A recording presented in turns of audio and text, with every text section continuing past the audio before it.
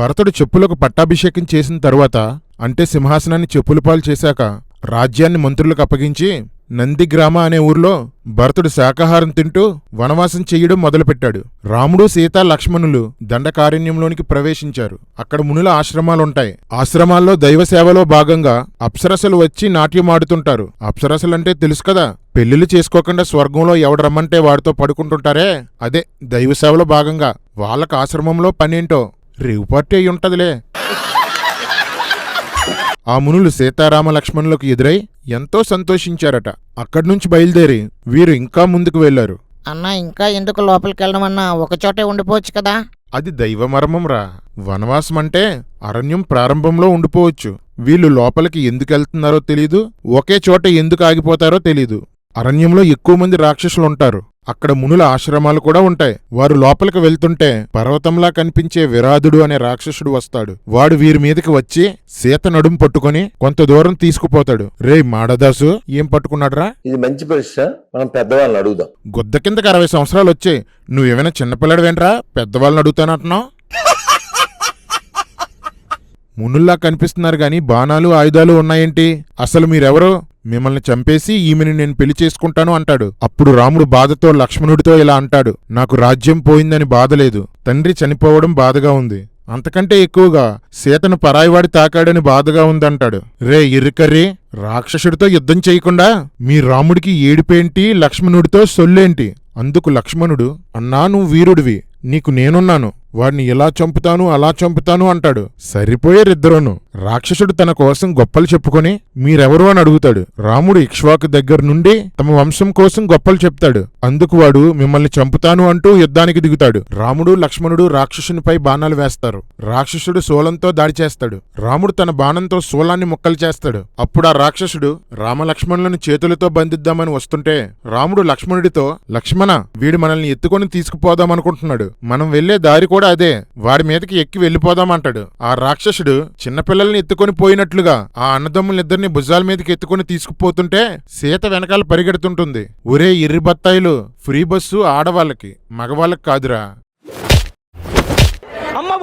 రామాయణం సొల్లు కాకపోతే బాణపు దెబ్బలతో కోపంతో ఉన్న రాక్షసుడు ఎత్తుకొని తీసుకెళ్తాడా, ఒక నలుపు నలిపేస్తాడా? నిజంగా రాముడికే గనక సిగ్గుంటే తన భార్య నడుము పట్టుకున్నవాడు పెళ్లి చేసుకుంటాను అన్నవాడి సహాయంతో ప్రయాణం చేస్తాడా? భార్యనలా పరిగెత్తిస్తాడా? గొప్ప దేవుణ్ణి తెచ్చారా మా దేశానికి.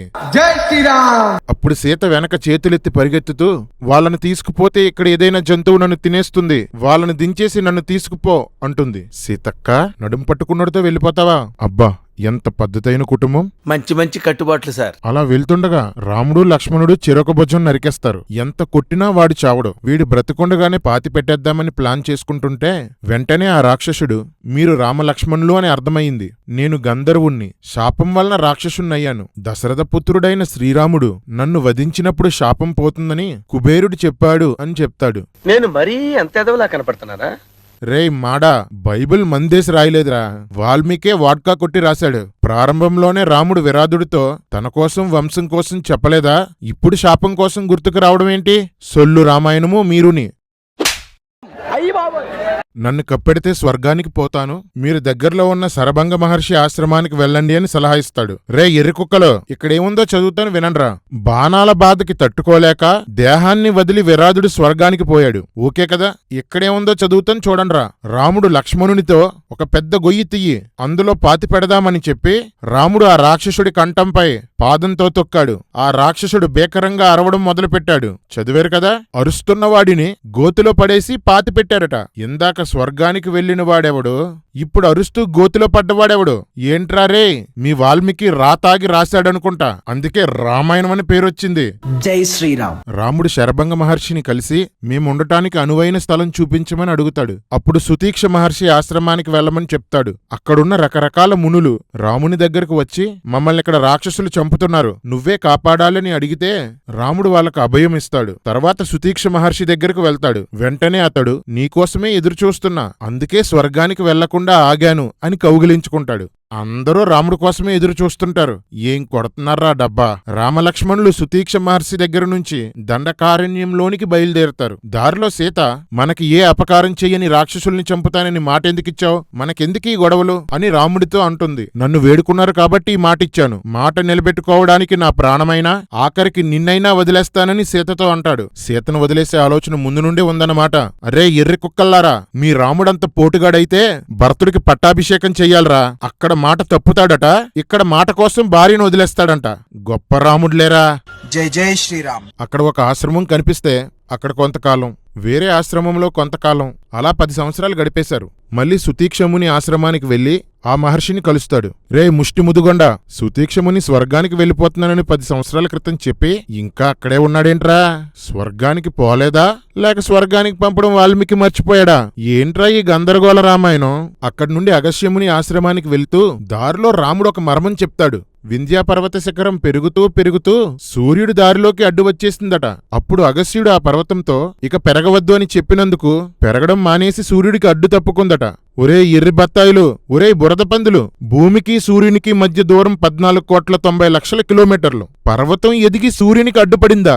లక్ష్మణుణ్ణి సీతని చిన్నపిల్లల్ని చేసి రాముడు సొల్లు కబుర్లు చెప్పేస్తున్నాడు రోయ్. జై శ్రీరామ్. అగస్త్యముని దగ్గరికి వెళ్లి పాదాభివందనం చేస్తారు. అప్పుడు అగస్త్యుడు, ఓ రామా, వనవాసం చేసేవాడు ముందుగా వైశ్వదేవాది అగ్ని కార్యాలను ఆర్ఘ్య పాదార్థులతో అతిథి పూజలు చెయ్యాలి. అలా చేయకపోతే స్వర్గంలో తన మాంసం తానే తింటాడు అంటాడు. రాముడు ఇవేమీ చేయలేదు. వనవాస పద్ధతులు ఏమాత్రం పాటించని వాడు తండ్రి మాటకు లోబడినట్టు ఎలా అవుతుంది? అగస్త్యముని చెప్పిన ప్రకారం స్వర్గానికి వెళ్లిపోయిన తర్వాత రాముడు తన మాంసాన్ని తానే పీక్కు తింటున్నాడన్నమాట. జై శ్రీరామ్. అగస్త్యుడు రామునికి ధనుస్సు, ఎంత తీసినా ఇంకా బాణాలు వచ్చే 2 తూనీరాలు ఇచ్చాడంట. రే గుడ్డి కుక్కల్లారా, తూనీరంలో నుంచి ఎన్ని బాణాలు తీసినా వస్తాయట. అబ్బబ్బబ్బా, చెప్పారులేరా సొల్లు పురాణం. దాని పేరే రామాయణం. రాముడు మునితో మాకొక స్థలం చూపించమని అడిగితే పంచవటి అనే స్థలానికి వెళ్ళమని చెప్తాడు. పంచవటికి వెళ్తుండగా దారిలో జటాయు అనే పెద్ద గ్రద్ద కనిపిస్తుంది. నీవెవరు అని రాముడు అడిగితే నేను నీ తండ్రికి మిత్రుడిని అంటుంది. జటాయువు, నేను ఈ ఆశ్రమం చుట్టూ కాపలా కాస్తాను. నువ్వు లక్ష్మణుడు ఎక్కడికైనా వెళ్ళినప్పుడు సీతకి నేను కాపలా కాస్తాను అని రాముడిని అడిగితే రాముడు సరే అంటాడు. పంచవటికి వచ్చాక వాస్తు ప్రకారం ఒక ఆశ్రమంని నిర్మించమని లక్ష్మణుడితో చెప్తే బలంగా అందంగా ఒక ఆశ్రమాన్ని కట్టాడు. మరి రాముడేం చేశాడు? శుభ్రంగా అందులో కూర్చొని తింటాడు. రామా, నువ్వు భార్గవరాముడివి కాదు, బద్ధకరాముడివి.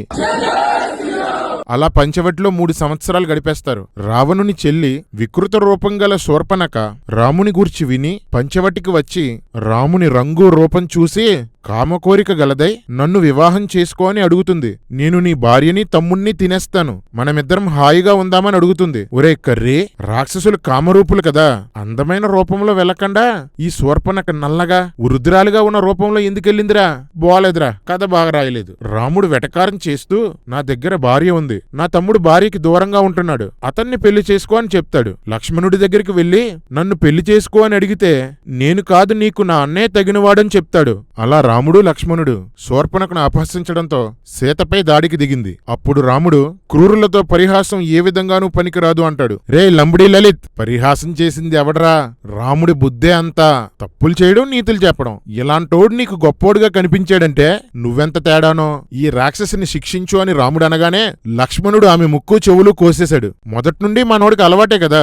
అప్పుడు శూర్పణఖ అరణ్యంలో ఉన్న మరో సహోదరుడైన కరుడిని కలిసి జరిగిందంతా చెప్తుంది. కరుడు 14 మంది రాక్షస యోధుల్ని పంపితే రాముడు 14 బాణాలతో వాళ్ళని చంపేస్తాడు. ఒరే ఎర్రికర్రి, 14 మందిని 14,000 మంది అని తర్జుమా చేసేశారా? కరెక్ట్ గా చేసుకోండ్రా బాబు. రామాయణమే తప్పుడుదంటే ఆ తప్పుడు రామాయణంలో మళ్ళీ తప్పులా? తర్వాత కరుడు 14,000 మందిని తీసుకొని రాముడితో యుద్ధం చేయడానికి బయలుదేరతాడు. అప్పుడు మేఘాలు అశుభంగా రక్తదారులు వర్షించాయట. రే ఎర్రి బత్తాయిలు, మేఘాల్లోకి రక్తం ఎవడెక్కించాడ్రా? మీ దేవుళ్ళా దేవతలా? అయితే గీతే మీ ఓళ్ళు వీర్యం ఎక్కిస్తారు గాని రక్తం ఎవడెక్కించాడ్రా? రే కర్రే, బైబిల్లో రక్తంలో ముంచిన వడగండ్లు పడినట్లు ప్రకటన గ్రంథంలో ఉంది కదా అంటావేమో, అది శకునం కాదురా, శిక్ష. లైవ్ లో చూద్దుగాన్లే, నీ రొట్ట రామాయణంలో అది శకునమని చాలాసార్లు రాశాడు. నష్టమో నాశనమో జరిగేటప్పుడు మేఘాలు రక్తాన్ని కురిపించేలా ఉంటే నువ్వు పుట్టగానే మీ ఊరు రక్తపు వాన్లో కొట్టుకుపోవాలరా. సొల్లు రాతలు మీరుని. క్రూర మృగాలు కర్ణ కఠోరంగా అరిచాయంట. రే కర్రీ, క్రూర మృగాలు కఠోరంగా అరవకపోతే కోకిల్లా గరుస్తాయంట్రా. చెత్త చాదస్తాలు మీరుని. కరుడు వస్తుంటే కలకలు పడిపోయి సమస్త భూమి కంపించిపోయిందట. చ ఏంట్రా మాకీ కర్మ. రాముడు లక్ష్మణుడిని సీతని ఒక గుహలో ఉండమని చెప్పి యుద్ధం ప్రారంభించాడు. రకరకాల ఆయుధాల్ని రాముడి మీద విసిరారు. బాణాల వర్షం కురిపించారు. రాముడు తన బాణాలతో వాటిని కొడుతుండగా శరీరమంతా గాయాలై ఒళ్ళంతా రక్తసిక్తం అయిపోయింది. రే ఎర్రికుక్కలో, ఇవెందుకురా సినిమాల్లో చూపించరో? రాముడికి దెబ్బలు తగిలాయంటే మీకు పరువు తక్కువ? రాముడు వందల కొలది బాణాలు వేసి వేల కొలది బాణాల్ని, రాక్షసుల్ని, ధనుస్సుల్ని ముక్కలు ముక్కలు చేసేశాడు. అబ్బా ఏం సొలు రామాయణంరా. రాక్షసులు పెద్ద పెద్ద చెట్లను, కొండరాళ్లను రాముడి మీద వేస్తూ చుట్టుముట్టారు. బాణాలు కురిపిస్తున్నారు. రాముడు గాంధారస్త్రం వేస్తే వేల బాణాలుగా మారి అందర్నీ గాయపరిచి చంపేశాయి. మొత్తానికి రాముడు దోషణుడు, మహాపాలు, ప్రమాది మొదలైన రాక్షసుల్ని చంపేశాడు. ఒకేసారి 5,000 బాణాలు వేసి 5,000 మందిని చంపేశాడు. ఇది వాల్మీకి రామాయణమా, వీడియో గేమా? 3 తలలు గల త్రిశూరుడు, రాముడు, కరుడు మాత్రమే మిగిలారు. త్రిశూరుడు 3 బాణాలతో రాముని నుదుటి మీద కొడితే నవ్వి పువ్వులు తగిలినట్టుంది అంటాడు. ఇవే తగ్గించుకుంటే మంచిది. రాముణ్ణి వీరుడిగా చూపాలని కథ రాస్తూ వెర్రిపప్పలా చూపించారు. జనాలు నమ్మరనే కదా ఇలాంటి సన్నివేశాలు లేకుండా సినిమాలు తీస్తున్నారు. రాముడు 3 బాణాలు వేసి త్రిశూరుడిని చంపేశాడు. త్రిశూరుడు చనిపోవడంతో మిగిలిన సైనికులందరూ పారిపోతుంటే కరుడు చూసి చాలా కోపం వచ్చి రాముడితో యుద్ధం ప్రారంభించాడు. రేయ్ మాడా, త్రిశూరుడు, రాముడు, కరుడు తప్ప అందరూ చనిపోయారని రాశారు కదరా. రాముడు, కరుడు బాణాలు వేసుకుంటే ఆకాశం కనపడలేదంట. ఏ అన్నా? బాణాలు మూసేశాయంట్రా. అవునా అన్న? ఒకరి మీద ఒకరు వేసుకోకుండా ఆకాశం మీద ఎందుకు వేసుకుంటున్నారన్నా? చాలా సేపటి నుండి యుద్ధం చేసి అలిసిపోయారు కదరా. ఏమైనా పిట్టలు పడితే కాల్చుకొని తిందామని కరుడు బలమైన బాణాలతో రాముని కొట్టాడు. ఒళ్ళంతా రక్తసిక్తమయ్యింది. ఎన్నిసార్లు కొట్టినా చావని పావురా నువ్వు. రాముడు అగస్త్యుడిచ్చిన బాణంతో కరుణ్ణి చంపేశాడు. రాముడు ఆశ్రమానికి వచ్చేసరికి సీతా లక్ష్మణులు ఆశ్రమంలో ఎదురు చూస్తున్నారు. విజయంతో వచ్చిన రాముణ్ణి లక్ష్మణుడు పూజించాడు. సీత గట్టిగా కౌగిలించుకొని మళ్లీ మళ్లీ గట్టిగా హత్తుకుంది. రేయ్ పూజలెందుకురా, దెబ్బలకు పసుపు రాయండ్రా. ఉసేయ్ కౌగిలెందుకే, దెబ్బలకి కట్లు కట్టు అనాలి. కాని పూజలందుకొని కౌగిట్లో కరిగిపోతాడు. వాల్మీకి యుద్ధాన్ని బాగానే రాశాడు గాని ఒళ్ళంతా దెబ్బలో రక్తంతో ఇంటికి వచ్చినప్పుడు భార్య తమ్ముడు ఏం చేస్తారన్నది ఆలోచించలేకపోయాడు. కథ అలాగే ఉంటదిలే. ఇదంతా రావణుడి గూఢచారి అయిన అకంపనుడు చూసి రావణునికి చెప్తాడు. యుద్ధంలో రాముణ్ణి నువ్వు చంపలేవు. అతనికి ఓ అందమైన భార్య ఉంది. ఆమెను అపహరిస్తే భార్య వియోగాన్ని తట్టుకోలేక రాముడు ఆత్మహత్య చేసుకొని చచ్చిపోతాడు అని సలహా ఇస్తాడు. ఆ మాటలు రావణుడికి నచ్చాయంట. ఒరే ఎర్రి కుక్కల్లారా, ఎప్పుడూ జై శ్రీరామ్ అని అరవడమేనా రామాయణాన్ని చదువుతుంటారా? రావణుడు తన సూరత్వాన్ని ఎవరు అవమానించినా ఏ మాత్రం ఒప్పుకోడు. యుద్ధకాండలో తమ్ముడు, భార్య, కొడుకు, మంత్రులు ఎవరు రాముణ్ణి గెలవలేవని చెప్పినా ఎప్పుడూ ఒప్పుకోలేదు. కథ రాసేటప్పుడు చూసుకొని రాసుకోవాలరా. రామాయణంలో పాత్రలకు ఒక తీరు తెన్ను ఉండదు. వాల్మీకి ఏ మూడ్లో ఉంటే ఆ మూడ్లో పాత్రలు రాసేశాడు. ఇది వాల్మీకి రామాయణం కాదు, వరస్ట్ రామాయణం. ఇక్కడ జోకేంటంటే సీత లేకపోతే రాముడు చచ్చిపోతాడని రాక్షసుడు అనుకోవడం. రాముడికి చుట్టూ మగాళ్ళుంటే చాలు, సీత అవసరం లేదు. తర్వాత మీరే చూస్తారు కదా. పక్కనే ఉన్న మారీచుడు అనే రాక్షసుడు, ఇతడు గుర్తున్నాడా మీకు? విశ్వామిత్రుడు యజ్ఞాన్ని కాపాడడానికి రాముడు వెళ్ళినప్పుడు రాముడు బాణం వేస్తే 1200 కిలోమీటర్లు ఎగిరి పడతాడు కదా, ఆ మారీచుడు అన్నమాట. మారీచుడు రావణుడితో సీతనెత్తుకుపోతే రాముడితో యుద్ధం తప్పదు అని హెచ్చరిస్తాడు. కాని శూర్పణఖ సీత అందాన్ని పొగుడుతూ ఆమెను పొందుకోమని రాముణ్ణి చంపమని రావణుడిని ప్రేరేపిస్తుంది. రావణుడు మారీచుని దగ్గరికి వెళ్లి సీతను అపహరించడంలో సహాయం చెయ్యకపోతే చంపేస్తానని బెదిరిస్తాడు. మారీచుడు రావణుడు చెప్పినట్లుగా బంగారు లేడి రూపంలో మారడానికి ఒప్పుకుంటాడు. నీలం కొమ్ములు, తెలుపు నలుపు రంగులు గల ముఖం, నీలపు చెవులు, తెల్లని కడుపు, నెమలివన్నె శరీరం, రంగురంగుల తోకతో ఉన్న లేడిగా మారి ఆశ్రమం ముందు తిరుగుతూ ఉంటాడు. సీత చూసి ఆశ్చర్యపోయింది. రామలక్ష్మణుల్ని పిలిచి చూపిస్తే లక్ష్మణుడు, అన్నా ఇది లేడి కాదు, మారీచుడే ఇలా వచ్చాడని చెప్తాడు. రే మాడా, మారీచుడు బ్రతుకున్నాడో చచ్చిపోయాడో కూడా లక్ష్మణుడికి తెలీదు. అలాంటిది మారీచుడే లేడిగా వచ్చాడని లక్ష్మణుడికి ఎలా తెలిసిందిరా? లక్ష్మణుడికే ఆ విషయం తెలిస్తే రాముడికి సీతకి ఎందుకు తెలియలేదురా? దీన్నే సొల్లు అంటారా. కాని సీత, ఈ లేడి నా మనసు దోచింది, నాకు కావాలి అని అడుగుతుంది. ప్రాణాలతో దొరికితే అయోధ్యకు తీసుకెళ్దాం, ప్రాణాలతో దొరకకపోతే చర్మం లాగేసి ఆసనం మీద వేసి కూర్చుందాం అంటుంది. కనపడదు కాని సీత కూడా వైలెంటే. లక్ష్మణుడు ఎంత వద్దని చెప్పినా సీత ఎంత ఆశపడిందో చూడు. ఆ మృగం ఎంత అందంగా ఉందో చూడు. రాక్షసుడైనా సరే చంపుతాను, నువ్వు జటాయువు సీతను చూసుకోండని చెప్పి పోటుగాడు వేటకు బయలుదేరతాడు. రాముడంటే ఓణ్ణి కాదులే, నేను ఎద్ది రాముడంటి ఓణ్ణి కాదులే. ఆ మృగం తప్పించుకుంటూ దాక్కుంటూ మాయమయ్యి ప్రత్యక్షమవుతూ ఆశ్రమానికి దూరంగా మన ఎర్రిరాముణ్ణి తీసుకుపోతుంది. రాముడు కోపంతో బాణం వేసి ఆ లేడీని కొట్టేశాడు. ఆ లేడీ చావబోయే పరిస్థితిలో రాక్షసునిగా మారి రాముని గొంతుతో సీత లక్ష్మణ అని అరిచాడు. రాముడికి విషయం అర్థమయ్యి సీతా లక్ష్మణుల గురించి భయపడ్డాడు. రే, ఇందాక రాముడికి భయం లేదన్నవాడు ఎవడరా? సొల్లు రాతలు మీరుని. సీత ఆ కేక విని రాముడు ప్రమాదంలో ఉన్నాడు, త్వరగా వెళ్ళమని లక్ష్మణుడితో చెప్తుంది. లక్ష్మణుడు మాత్రం రాముడు బలవంతుడు, తనకి ఏ ఆపద రాదని చెప్తాడు. నీకు రాముడి మీద ప్రేమ లేదు, నన్ను పొందాలనే కోరికతో నువ్వున్నావు, అందుకే వెళ్లడం లేదని లక్ష్మణుని నిందించినా వెళ్ళను అంటాడు. దుష్టుడా కఠినుడా అంటూ రకరకాలుగా తిడుతుంది. నువ్వు వెళ్ళకపోతే నేను ఆత్మహత్య చేసుకుంటానని బెదిరిస్తుంది. ఇక చేసేది లేక లక్ష్మణుడు రాముడి కోసం వెళ్తాడు. తన సంసార జీవితం, తన సంతోషాలు త్యాగం చేసి ఊడిగం చేసిన లక్ష్మణుడి మీద సీత ఎలాంటి నిందలు వేసిందో చూడండి. రే పిచ్చికుక్కలారా, లక్ష్మణ రేఖ ఎక్కడుందిరా? మీ ధర్మం ఎలాంటిదంటే ఎవడు ఏం రాస్తే అదే మీ ధర్మం. వాల్మీకి తర్వాత ఎవడు ఎన్ని రామాయణాలు రాసినా, ఎన్ని భూత పురాణాలు రాసినా అన్ని నిజాలని నమ్మడమే మీ ధర్మం. దీన్ని ధర్మం అనర్రా, అజ్ఞానం అంటారు. వాల్మీకి రామాయణంలో లేని లక్ష్మణ రేఖను తెచ్చి గ్రాఫిక్స్ కి బోల్డ్ డబ్బులు ఖర్చు పెట్టేశారా సినిమాల్లో. రాజ్యాంగాన్ని వదిలేసి రామాయణాన్ని నెత్తి మీద పెట్టుకొని తిరిగే మోదీ గారు భారత్ కి లక్ష్మణ్ రేఖ. మోదీజీ, రామాయణంలో అది నహీజీ.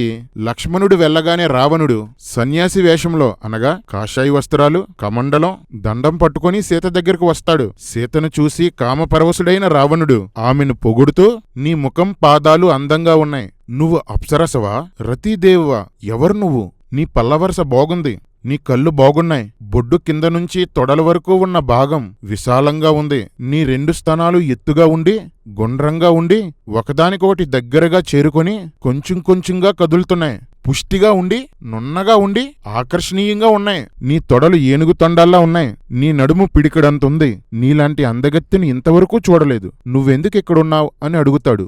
ఇలా మాట్లాడితే ఏ ఆడదైనా చెప్పు తీసుకొని కొడుతుంది. కాని సిగ్గు జ్ఞానం లేని సీత దాని ప్రశంసగా భావించి రావణుణ్ణి ఇంట్లోనికి తీసుకువెళ్లి పలు విధాలుగా అతిథి మర్యాదలు చేసింది. ఇదిరా మీ దిక్కుమాలిన ధర్మం, సనాతన హైందవ ధర్మం. బొంగేం కాదు. ఈవిడారా మన దేశంలో స్త్రీలకు ఆదర్శం?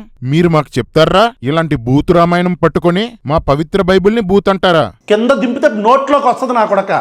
ఆసనం మీద కూర్చోబెట్టి కాళ్ళు కడిగింది. ఆహారం కూడా సిద్ధంగా ఉందని చెప్పింది. కాసేపు ఉండండి, వేటకి వెళ్లిన నా భర్త రకరకాల మాంసాలు తెస్తాడు తిందురుగాని అంటుంది. రాముడు ప్రమాదంలో ఉన్నాడన్న విషయాన్ని అక్క మర్చిపోయింది. రావణుడు అంగాంగాన్ని వర్ణించేసరికి సీత మురిసిపోయి మొగుడు ఆపదలో ఉన్నాడన్న విషయాన్ని మర్చిపోయింది. ఇక్కడ వాల్మీకి మనకి ఏం చెప్తున్నాడంటే, రామాయణం రాసే కాలంలో బ్రాహ్మణులు కూడా మాంసం తినేవారు. ఒరే ఉన్మాద బాపనోళ్ళంతా ప్రవచనాలాపి నా ప్రశ్నలకు సమాధానం చెప్పండ్రా. యజ్ఞాల్లో వధించిన జంతువుల మాంసంలో భాగాన్ని బ్రాహ్మణుడికివ్వాలని మనుస్మృతిలో రాయబడింది. రామాయణంలో 2 సార్లు బ్రాహ్మణులు మాంసం తినవచ్చని రాయబడింది. భరద్వాజుడిచ్చిన రేవు పార్టీలో ఆశ్రమంలో మాంసం పెట్టాడు. రాముడు వాస్తు పూజలో మాంసాన్ని నైవేద్యంగా పెట్టాడు. మరి ఎందుకు రామాయణంలో మాంసం అని ఉన్న ప్రతి చోట గోరఖ్పూర్ బోకు ప్రెస్ వాళ్ళు దుంపలు అని మార్చేశారు? బ్రాహ్మణ గణాపాటిలు అవధానులు ఎందుకు ఈ విషయాలను దాస్తున్నారు? కారణం ఏంటంటే, భారతదేశానికి వలస వచ్చిన ఆర్యులు అంటే ఇరానియన్స్ మాంసాహారులు. వారు వేదాలను సృష్టించి విస్తారంగా జంతు బలులు చేయించి దానిలో మాంసాన్ని తినేవారు. బుద్ధుడు వచ్చాక జంతుహింసని బలులను వ్యతిరేకించాడు, మాంసాహారాన్ని నిషేధించాడు. దేశమంతా బుద్ధుణ్ణి అనుసరిస్తుంటే ఆర్యులు తమ ఆధిపత్యాన్ని నిలుపుకోవడం కోసం పురాణాలు రాశారు. కానీ మన దేశంలో ఎక్కువ మంది శాకాహారాన్ని అనుసరించడం వలన, జంతుహింసల్ని నిలిపివేయడం వలన బ్రాహ్మణుల ప్రయత్నాలు ఫలించలేదు. అందుకే బుద్ధిజాన్ని కుయుక్తిగా అణచడానికి బ్రాహ్మణులు కూడా శాకాహారంలోనికి వచ్చేశారు. ఆ శాకాహార బ్రాహ్మణ జాతే ప్రస్తుతం మన బాబాలు, పంతుళ్ళు, ప్రవచనకర్తలు. హిందూ పురాణాలు రాసిన బ్రాహ్మణులు మాంసాహారులు. ఆ పురాణాల్ని ఇప్పుడు మన నెత్తిమీద రుద్దే బ్రాహ్మణులు శాకాహారులు. వీళ్ళ శాకాహార నియమాల్ని పురాణాలు వ్యతిరేకిస్తున్నాయని పురాణాల్లో కొన్ని శ్లోకాలు తీసేశారు, కొన్ని చోట్ల తర్జుమాలు మార్చేశారు. ఇది బాపనోళ్ళకు అలవాటే. వాళ్ళ రూలింగ్ కోసం రూల్స్ మార్చేస్తుంటారు, ఇతర దేవుళ్లను కలిపేసుకుంటారు. వీళ్ళు చెప్పే అబద్ధాలని ప్రశ్నిస్తే వెనక వెనక దాక్కుని ఈ బోగ్గాలను ఉసుగొలుపుతారు. మనమందరము కులాల పేరిట, మతాల పేరిట తన్నుకొని చేస్తుంటే మన శవాల మీద సింహాసనాలు వేసుకొని కూర్చొని శతగోపం పెడుతుంటారు. సనాతన ధర్మం అంతా బాపనోళ్లు బాగుపడ్డానికి తప్ప ఎవ్వరికీ ఉపయోగం ఉపయోగం లేదు. నా దేశం ఈ విషయాన్ని ఎప్పటికి తెలుసుకుంటుందో ఏంటో. అది అవదమ్మా. రామలక్ష్మణులు వస్తున్నారా లేదా అని ఒకే ఒక్కసారి దారివైపు చూస్తుంది అంతే. తనని అంగాంగము వర్ణించిన రావణునితో తన కథ మొత్తం చెప్పడం మొదలుపెట్టింది. దశరథుని దగ్గర నుంచి వనవాసం వరకు వివరించింది. మరి నువ్వెవరు అని అడిగింది. అప్పుడు రావణుడు అసలు రూపంలోనికి వచ్చి, నేను రాక్షసరాజును, నన్ను పెళ్లి చేసుకో, నిన్ను రాణిగా చేస్తాను అంటాడు. వెంటనే సీత, నేను ఆడసింహాన్ని, నీవు నక్కవు, నేను నీకు అందను, రాముడెక్కడా నువ్వెక్కడా అంది. వెంటనే రావణుడు సీత జుట్టును పాదాలను పట్టుకొని ఎత్తుకొని తీసుకుపోయాడు. రే మాడదాసు, ఏం పట్టుకున్నాడ్రా? ఇది మంచి ప్రశ్న, మనం పెద్దవాళ్ళని అడుగుదాం. సీతక్కని రథం మీదకెక్కించి ఆకాశంలోనికి తీసుకెళ్లిపోయాడు. చెట్లను పుట్లను కాపాడమని సీత కేకలు వేస్తుంది. అంతలో ప్రశాంతంగా నిద్రపోయిన జటాయువు లేచి చెట్టుపై నుంచి, నేను జటాయువుని, సనాతన ధర్మం పాటించేవాణ్ణి అంటుంది. అంటే జటాయువు కూడా అవకాశం దొరికిన వాళ్ళందర్నీ గోకుతుంటాడన్నమాట. సనాతన ధర్మం అంటే అదే కదా. అంతేగా అంతేగా. నా వయస్సు 60,000 సంవత్సరాలు, నువ్వైతే యవ్వనుడివి అంటుంది. రావణుడు యవ్వనుడు కాదు. యుగాల లెక్కల ప్రకారం, రామాయణం సాక్ష్యం ప్రకారం రావణుడి వయస్సు సుమారు 10 లక్షల సంవత్సరాలు. నమ్మేయడమే. రావణుని చెల్లే ముసలిదైపోతే రావణుడు యవ్వనుడేటి? రావణుడికి జటాయువుకి ఘోర యుద్ధం జరుగుతుంది. రావణుడు బాణాలతో, జటాయువు గోర్లతో యుద్ధం చేస్తుంది. ఇద్దరూ గాయపడ్డారు.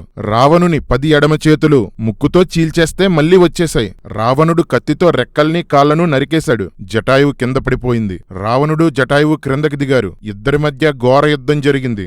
సీతను తీసుకుని ఆకాశానికి పోతుంటే సీత బాధ చూడలేక సూర్యుడు చీకట్లోకి వెళ్ళిపోయాడట.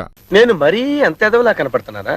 అలా వెళ్లిపోతుండగా పర్వత శిఖరంపై 5 వానరులు సీతకి కనిపించారు. కొంగులో ఆభరణాలు మూటకట్టి వాళ్ళ దగ్గర పడేలా వదిలింది. అలా లంకలోనికి సీతను తీసుకుపోయాడు. సీతని లంకలో అశోకవనంలో ఉంచి రాక్షస స్త్రీలను కాపలా పెట్టాడు. రావణుడు పంపిన ఆహారం సీత తినలేదు. అప్పుడు ఇంద్రుడు నిద్రాదేవితో కలిసి వెళ్లి అశోకవనంలో ఉన్న వారందర్నీ నిద్రపోయేలా చేసి సీతకి పాయసం ఇచ్చాడు. ఇది తాగితే ఇంకెప్పుడు నీకు ఆకలి వెయ్యదు అంటాడు. హిందువుల ఫంక్షన్లన్నిటిలో పాయసం ఫేమస్. ఎందుకో ఇప్పుడు తెలిసింది. ఒకడిచ్చిన పాయసం తాగితే ముగ్గురికి కడుపు వచ్చింది. ఇప్పుడు ఇంద్రుడిచ్చిన పాయసం తాగితే కడుపుకి ఇంకెప్పుడు ఆకలే వెయ్యదట. నిద్రాదేవంట, పాయసం అంట, ఏంట్రా ఈ సొల్లు మాకు?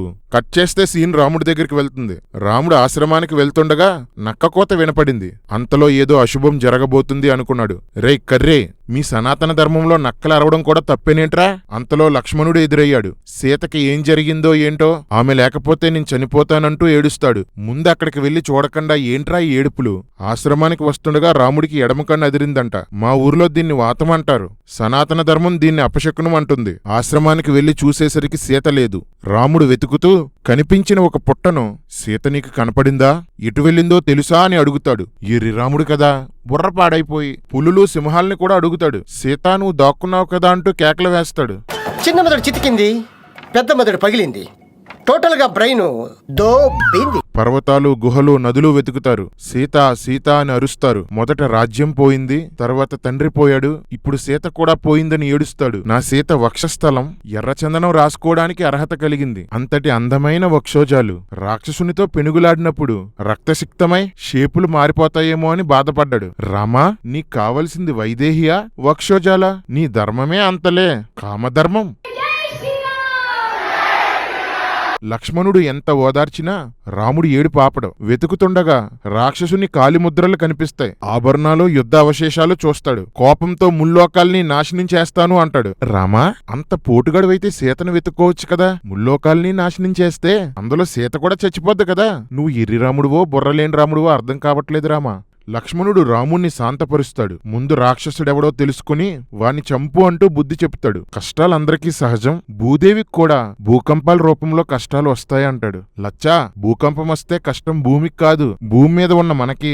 సూర్యచంద్రుల్ని రాహు మింగినప్పుడు గ్రహణం అనే బాధ అనుభవిస్తూ ఉంటారట. అన్నా, కర్మలు ఎవరైనా సరే అనుభవించక తప్పదు. ఇదివరకు ఇవన్నీ నువ్వే నాకు చెప్పావంటాడు. రాముడు మన బాబాల్లాగా కూర్చొని సొల్లు చెప్పడమే కాని వాటిని పాటించడన్నమాట. అది సనాతన ధర్మం అంటే. ఓన్లీ సొల్లింగ్స్, నో డూయింగ్స్. జై సనాతన్. జై శ్రీరామ్. అంతలో రెక్కలు, కాళ్ళు, పక్కలు నరకబడి చావు బ్రతుకుల్లో ఉన్న జటాయువును వెనక నుండి చూస్తారు. వెంటనే ఎర్రిరాముడు రాక్షసుడి గ్రద్దరూపంలో మారి సీతను చంపేసి తినేసి ఇక్కడ హాయిగా కూర్చున్నాడు. వీడిని ఎలా చంపుతానో చూడు అని దాడికి వెళ్తాడు. రే ఎర్రి కుక్కల్లారా, తనకు ముందే తెలిసిన జటాయువు కాళ్ళు రెక్కలు పక్కలు నరకబడి రక్తపు మడుగులో పడి ఉంటే కూర్చుంది అంటాడేంట్రా మీ రాముడు? రాముడికి ఇప్పుడే బుర్రపాడైపోయిందా? పుట్టిన దగ్గర నుంచి అంతేనా? సీతని కాపాడటానికి ప్రాణాల మీదకి తెచ్చుకున్న జటాయువుని చంపడానికి బయలుదేరాడు తెంగరి వీరుడు. జై శ్రీరామ్. దగ్గరకు వచ్చి అది జటాయువుని గుర్తిస్తాడు. జటాయువు జరిగిన విషయమంతా చెప్తాడు. సీతను దక్షిణ దిశకు తీసుకుపోయాడు. అతని పేరు రావణుడు అని చెప్పి జటాయువు చనిపోతుంది. అప్పుడు రాముడు రాజ్యాధికారం చిక్కినట్లు చిక్కి పోయింది, సీత పోయింది, ఇప్పుడు జటాయువు పోయిందని ఏడుస్తాడు. రాజ్యం పైన ఆశ లేదంటాడు. అస్తమానం రాజ్యం పోయిందని ఏడుస్తాడు. మీ రాముడు ఎర్రి రాముడే కాదు, ఏడుపుల రాముడు కూడా. ఊరుకో ఎద్దులో ఉన్న ఏడిస్తే దరిద్రంగా ఉంటది. జటాయువుకి దహన సంస్కారాలు చేసి రాముడే మంత్రాలు చదివి పిండం పెట్టాడు. తర్వాత రామలక్ష్మణులు నైరుతి దిశగా క్రౌంచారణ్యంలోనికి ప్రవేశించారు. ఒక ఆడ రాక్షసి ఎదురుపడి లక్ష్మణునితో తనతో వ్యభిచరించమని అడుగుతుంది. లక్ష్మణుడు ఆమె చెవులు, ముక్కు, స్తనములు కోసేస్తాడు. లచ్చా, నీకిదే పనా? అయినా స్తనాలేం చేసుకుంటావు లచ్చా? ఇంకా ముందుకు వెళ్ళగా కబంధుడు అనే భారీ రాక్షసుడు కనిపిస్తాడు. అతని చేతులు ఒక్కొక్కటి 12 కిలోమీటర్ల పొడుగు. అతని తల పొట్ట మీద, నుదురు గుండె దగ్గర ఉండి నుదిటిపై ఒంటి కన్నుతో ఒళ్ళంతా నిక్కబొడిచిన వెంట్రుకలతో ఉన్నాడు. నా చిన్నప్పుడు చదివిన చందమామ కథలే సొల్లనుకున్నాను. భూమి పుట్టిన తర్వాత లోకంలో రాయబడిన కల్పిత పుస్తకాలు, సరదాగా చెప్పుకునే సొల్లు కథలు అన్నిటికన్నా రామాయణమే నెంబర్ 1. డొల్లలో రామాయణానికి ఏది సాటి? సొల్లులో రామాయణమే మేటి. జై శ్రీరామ్. ఆ కబంధుడు రామలక్ష్మణులను చేతులతో పట్టుకొని నొక్కుతూ తన వైపు తీసుకుపోతుంటే ఇద్దరూ మూర్చబోయారు. మూర్ఛ రామాయణం కదా, అలాగే ఉంటది. అంతలో తేరుకొని రాముడు ఒక భుజాన్ని, లక్ష్మణుడు ఒక భుజాన్ని నరికేస్తారు. రే ఎర్రి కుక్కలు, దేంతో నరికర్రా? వాడి భుజాల దగ్గర వీళ్ళ కత్తులెంతుంటాయిరా? చెప్పారులేరా సొల్లు పురాణం, దాని పేరే రామాయణం. రాక్షసుడు క్రిందపడి మీరెవరని అడిగితే ఇక్ష్వాకు వంశం నుండి కథ చెప్తాడు. ఇక తెలిసిందే కదా సొల్లు. రాక్షసుడు మునిశాపం నుండి బయటకు వస్తాడు. మీకోసమే ఎదురు చూస్తున్నాను అంటాడు. వచ్చాడు కాల్చాడు సచ్చాడు రిపీటు, వచ్చాడు కాల్చాడు సచ్చాడు రిపీటు. నా వల్ల కాదు అన్నయ్య, నా వల్ల కాదు. సీతని వెతకడంలో సహాయపడమని కబంధుణ్ణి రాముడు వేడుకుంటాడు. అప్పుడు కబంధుడు కిష్కిందలో వాలి సుగ్రీవులనే అన్నదమ్ములుండేవారు. వాలి సుగ్రీవుణ్ణి కిష్కింద నుండి పంపేశాడు. సుగ్రీవుణ్ణి కలుసుకో, సీతని వెతకడంలో అతడు సహాయపడతాడని చెప్తాడు. మీరు పశ్చిమ దిశగా వెళ్తుంటే మాతంగి మహర్షి ఆశ్రమం వస్తుంది. ఆ వనంలో మునుల చెమట గాలికి ఎగిరి చెట్ల మీద పడి పువ్వులుగా మారాయి. అవి ఎప్పటికీ వాడిపోవు అని చెప్తాడు. జేమ్స్ క్యామరూన్ అవతార్ కన్నా పెద్ద ఫిక్షన్ లా ఉందేంట్రా మీ రామాయణం? అటు చూడు, అటు చూడు బే.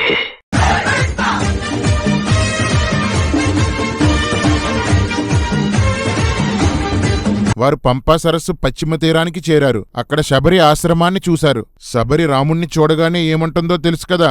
నా తపస్సు ఫలించింది, నీకోసమే చూస్తున్నాను, నా జన్మ ధన్యం, ఇంకీ సొల్లంతా మామూలే. ఎత్తండ్రా రాముణ్ణి ఎత్తండి. ఎంత గొప్పగా చెప్పినా గాలికి ధూళి ఎగిరిపోవలసిందేరా. రాముడు మహావృద్ధురాలైన శబరితో నీ తపస్సు ఆటంకం లేకుండా జరుగుతుంది కదా, కామక్రోధాలు నీ దరికి చేరడం లేదు కదా అంటాడు. చల్లని గాలి తగిలినా, చెట్లని పక్షులని చూసినా కామకోరికలు రగిలిపోయే రాముడు మహాతపస్వి వృద్ధురాలైన శబరిని కామక్రోధాలు రావట్లేదు కదా అని అడగడమేంట్రా కర్రీ? ఫ్రెండ్స్, చూద్దురుగాని కాసేపట్లో రాముని కామాయణం. శబరితో నాపై నీకు చాలా ప్రేముందని విన్నాను, ఆ ప్రేమ చూడాలి అని ఆశపడుతున్నాను, చూపించు అంటాడు. నిజానికి కబంధుడు శబరికి రాముడి మీద ప్రేముందని చెప్పలేదు. అంటే రాముడే ప్రేమను అడుక్కుంటున్నాడన్నమాట. ఒరేయ్ పంది ప్రసాదు, భార్య కనబడకపోతే వెతుక్కోకుండా ఎవరి ప్రేమ కోసమో ఎదురు చూస్తారా ఎవరైనా? రాముడు పెద్ద మూడిస్టు. ఎప్పుడు మూడు ఎలా మారుతుందో ఎవరికీ తెలీదు. రామా, నువ్వు ముద్దుల రాముడు కాదు, మూడిస్టు రాముడివి. జై శ్రీరామ్. శబరి చెట్లు పువ్వులు అన్నీ చూపించి నేనిక స్వర్గానికి పోతాను అని చెప్తుంది. ఇంకా తానున్న ఆశ్రమం కోసం చాలా సొల్లు చెప్తుంది. మొత్తానికి రాముడు సీత కోసం మర్చిపోయాడు. ఇది రాముడంటే. శబరి స్వర్గానికి వెళ్లడానికి రాముడు అనుమతించగానే తనను తాను అగ్నితో కాల్చుకొని స్వర్గానికి పోతుంది. శబరి ఎంగిలిస్తే రాముడు తిన్నాడు. శబరి చనిపోయి నదిగా మారిపోయింది. ఇదంతా మూల రామాయణంలో లేదు. ఎవడు ఇవన్నీ కలిపాడో నేను తెలుసుకుందామనుకుంటున్నాను. నాకిప్పుడే తెలియాలి. ఎందుకన్నా? రామాయణంలో ఇప్పటికే ఇంత సొల్లు రాసి ఉంటే ఇంకా కలిపిన ఆ కక్కుర్తిగాడు దొరికితే బహుమానంగా ఒక బల్లెమిద్దామని అక్కడి నుండి ఋష్యమూక పర్వతం వైపు వెళ్తూ రాముడు చెట్లు పుట్టలు వర్ణిస్తుంటాడు. ఋష్యమూక పర్వతానికి వచ్చిన తరువాత రాముడు మళ్ళీ ఏడుపు మొదలు పెడతాడు. రాజ్యాధికారానికి దూరమై దయనీయ అవస్థలో ఉన్న నన్ను సీత పదే పదే ఓదార్చేది. ఇప్పుడు ఆమె లేకుంటే ఎలా అని ఏడుస్తాడు. అమ్మ దొంగ రామా, అందరి దగ్గర నాకు రాజ్యకాంక్ష లేదు అని యోగిలాగా నటించి పెళ్ళం దగ్గర కూర్చొని ఏడుస్తావా? నువ్వు గొప్ప నటుడు భయ్యా. సాధారణంగా నటరాజు అంటారు కదా, అది తప్పు. నటరాము అనాలి. అలా అరణ్యకాండ ముగిసి కిష్కింధకాండ ప్రారంభమవుతుంది.